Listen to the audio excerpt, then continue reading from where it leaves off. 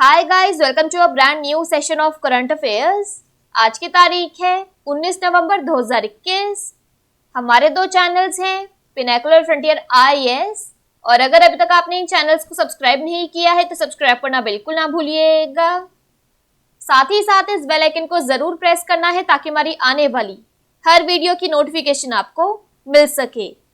हमारी दो वेबसाइट्स हैं, sscglpinnacle.com और baljeetdhaka.com। इन दोनों को विजिट करना बिल्कुल ना भूलिएगा।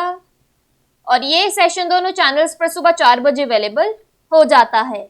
साथ ही साथ for daily videos, PDF and monthly magazine आप हमारे टेलीग्राम हैंडल्स फ्रंटियर आईएएस और SSCGL Pinnacle ऑनलाइन को ज्वाइन जरूर करें।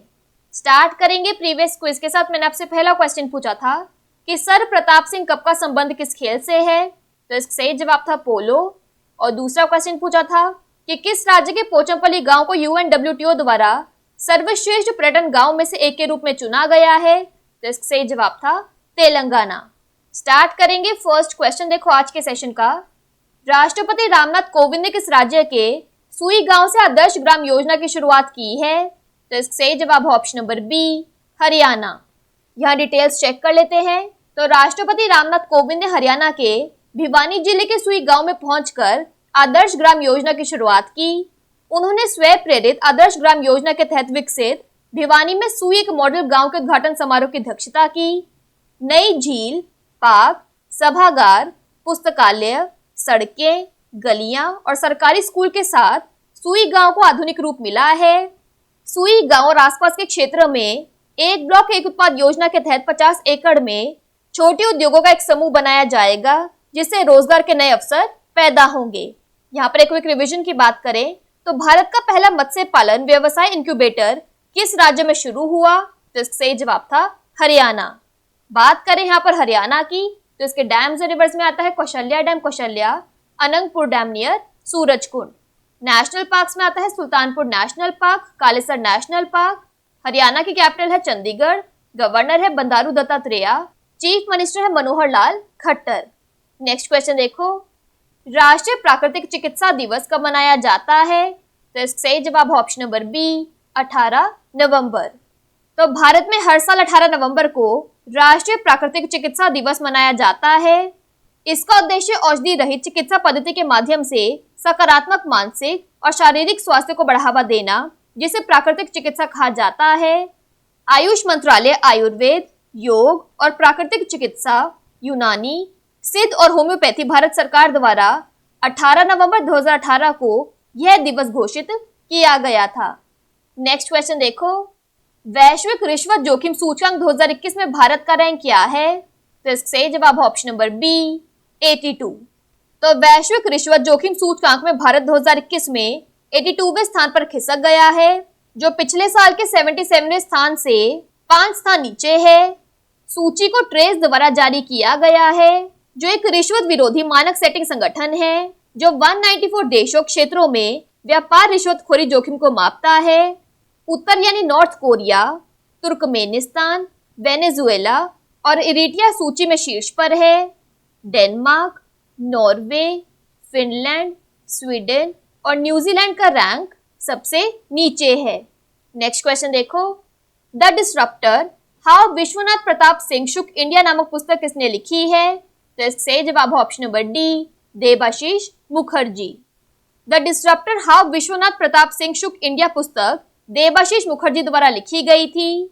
यह पुस्तक भारत के 8वें प्रधानमंत्री विश्वनाथ प्रताप सिंह यानी वीपी सिंह पर एक विस्तृत विवरण प्रस्तुत करती है, जिन्होंने दिसंबर 1989 से नवंबर 1990 के बीच प्रधानमंत्री के रूप में कार्य किया। यह तस्वीर में देखिए, उन्होंने भारत के रक्षा मंत्री और उत्तर प्रदेश के मुख्यमंत्री के रूप में भी कार्य किया। नेक्स्ट क्वेश्चन देखो, आईसीसी पुरुष क्रिकेट समिति के अध्यक्ष के रूप में किसे नियुक्त किया गया है, तो इसका सही जवाब option number D, Sourav Ganguly. तो बीसीसीआई अध्यक्ष सौरव गांगुली को आईसीसी पुरुष क्रिकेट समिति के अध्यक्ष के रूप में नियुक्त किया गया है। 2012 में पद संभालने वाले कुंबले ने 3 अलग अलग 3 साल के कार्यकाल की सेवा की है। यहाँ पर एक्स्ट्रा इन्फॉर्मेशन की बात करें तो आईसीसी महिला समिति को आईसीसी महिला क्रिकेट समिति के रूप में जाना जाएगा और महिला क्रिकेट की रिपोर्टिंग के लिए सभी निर्णय लेने की जिम्मेदारी सीधे सीईसी को सौंपेंगी। क्रिकेट वेस्ट इंडीज के सीईओ जॉनी ग्रेव को आईसीसी महिला क्रिकेट समिति में नियुक्त किया गया है। नेक्स्ट क्वेश्चन देखो, केंद्रीय जांच ब्यूरो सीबीआई के संयुक्त निदेशक के रूप में किसे नियुक्त किया गया है? तो इसका सही जवाब है ऑप्शन नंबर डी, उपरोक्त सभी, यानी घनश्याम उपाध्याय, नवल बजाज और विद्या जयंती कुलकर्णी। डिटेल्स चेक कर लेते हैं। तो केंद्रीय जांच ब्यूरो सीबीआई ने 17 नवंबर 2021 को 3 नए संयुक्त निदेशकों की नियुक्ति की, जिनके नाम वरिष्ठ आईपीएस अधिकारी नवल बजाज, घनश्याम उपाध्याय और विद्या जयंत कुलकर्णी है। विद्या जयंत कुलकर्णी 1998 बैच के तमिलनाडु कैडर के आईपीएस अधिकारी हैं। उनको 5 साल के लिए प्रतिनियुक्ति के आधार पर नियुक्त किया गया है।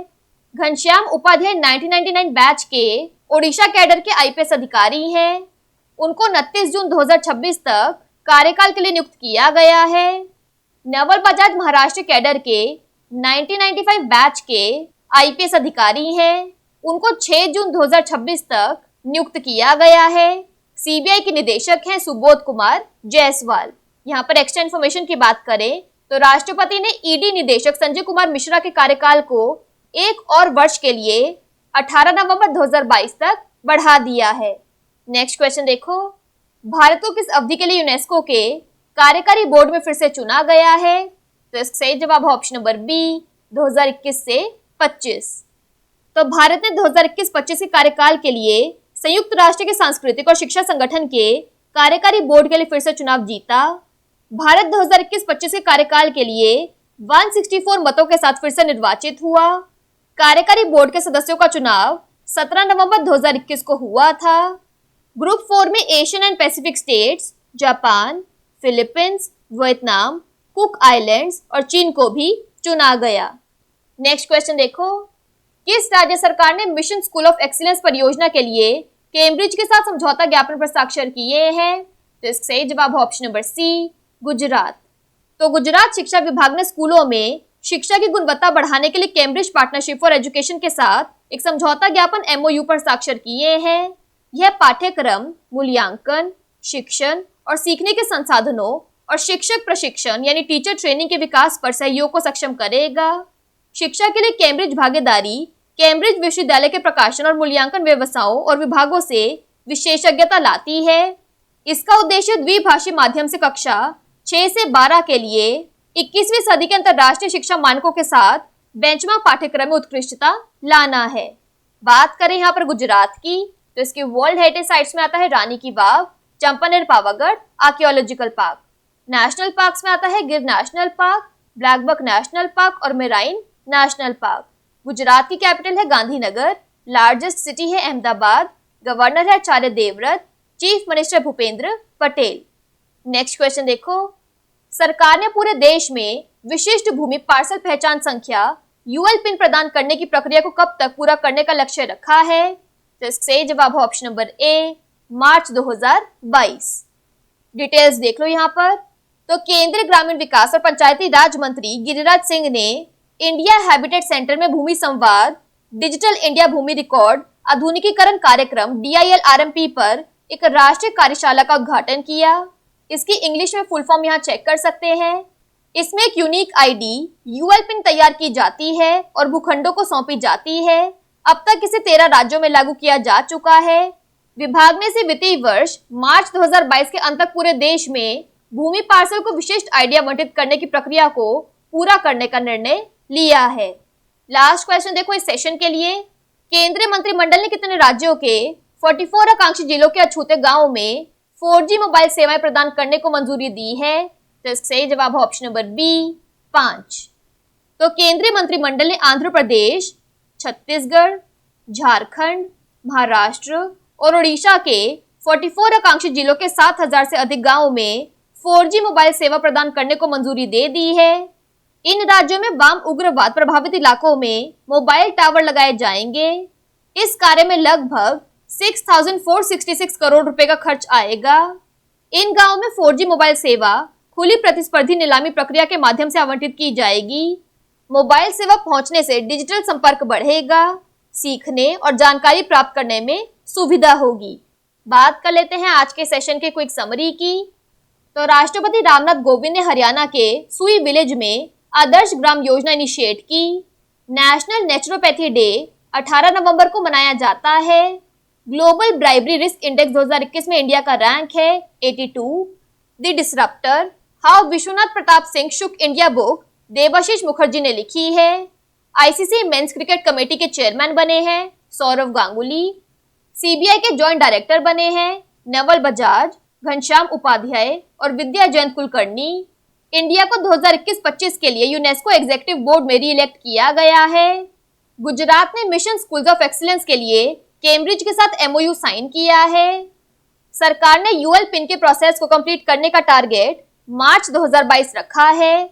और यूनियन कैबिनेट ने 5 स्टेट्स के 44 एस्पिरेशनल डिस्ट्रिक्ट्स में 4G मोबाइल सर्विसेज प्रोवाइड करने को अप्रूव कर दिया है।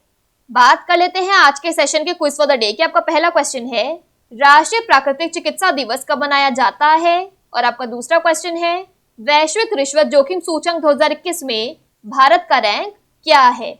इन दोनों क्वेश्चंस का आंसर आपको नीचे कमेंट सेक्शन में जरूर करना है। और अगर अभी तक आपने हमारे चैनल्स को सब्सक्राइब नहीं किया है तो सब्सक्राइब करना बिल्कुल ना भूलिएगा। साथ ही साथ इस बेल आइकन को जरूर प्रेस करना है ताकि हमारी आने वाली हर वीडियो की नोटिफिकेशन आपको मिल सके। हमारी दोनों वेबसाइट्स और टेलीग्राम हैंडल्स को ज्वाइन जरूर करना है। Thank you so much.